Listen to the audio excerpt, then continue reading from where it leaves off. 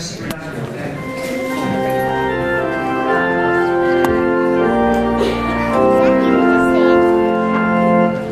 Their name is the United Methodist Church, but this week in St. Louis may be the denomination's fiercest test yet in unity.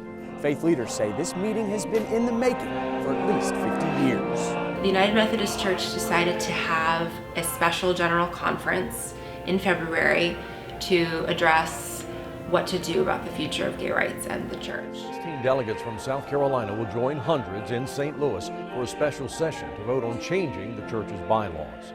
In 2016, the bishops authorized delegates to get feedback on 3 possible new plans of action. The One Church plan would allow UMC conferences to decide if they will ordain LGBTQ clergy and individual congregations to decide if they would allow same-sex marriages in their buildings. The traditional plan would keep the current language that calls homosexuality incompatible with Christianity and ban openly gay clergy members. Every Christian denomination, really, in recent years has had to face the question of this huge cultural change when it comes to LGBTQ rights. And many churches have broken up with each other about this in the past, and I really think now this is the Methodists' turn to face this question. A bizarre experience. This is the second time I've been on the floor of a general conference. I was at 2016 and 2019, and both had the same impact. In general, the whole process is very dehumanizing. It does not feel like you're having a human experience. It feels like you're part of a machine. So the vote that ended up passing was the traditional plan, and it passed by a margin of just over 50 votes, so it was pretty close. I think it was 53 to 47% it passed. Just a real sense of heartbreak and anger, right? Anger that an institution that I had poured so much of myself into could do something so hateful and dismissive. I grieved over it with those who wanted the church to change about this. And I think it's one of the prices that the Methodist Church pays for being a global church, because you can't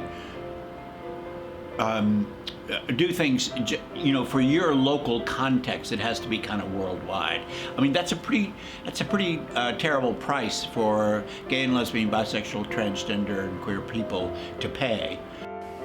I think the moment that I knew that we weren't going to have the votes was on Sunday when we did the prioritization process. A lot of work had been done leading up to the conference to try to see where the votes were, and we had a sense, pretty clear data for the United States.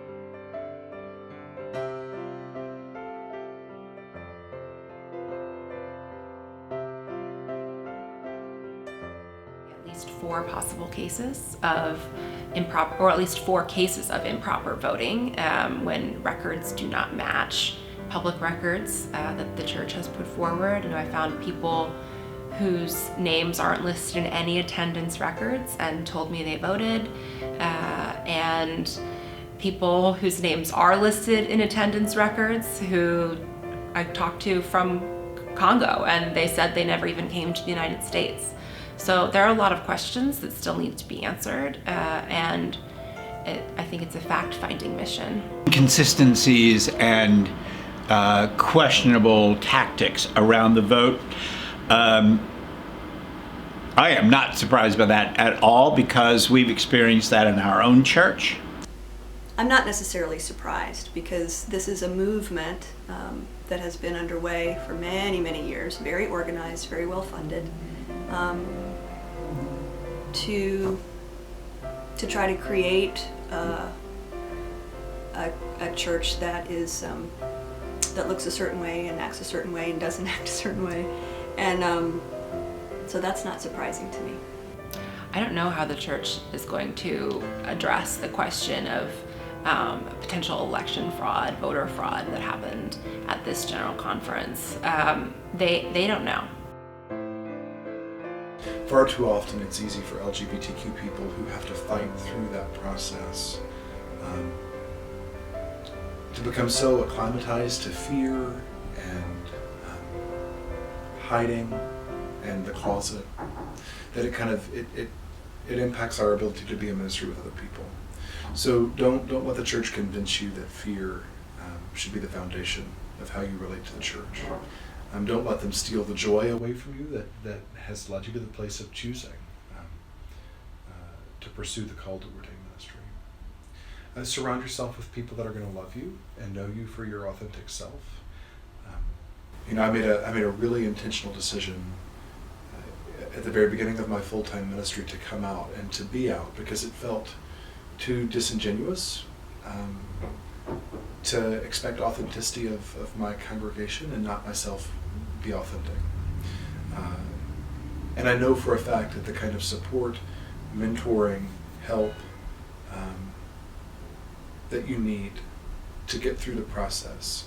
And then, I'll share a phrase that I share with lots of folks that a mentor friend of mine shared with me early in my ordination process, right after I was asked to leave Arkansas. He said, Will, at the end of the day, it's God that ordains, and humanity really works to try to maintain. So God ordains, humanity maintains.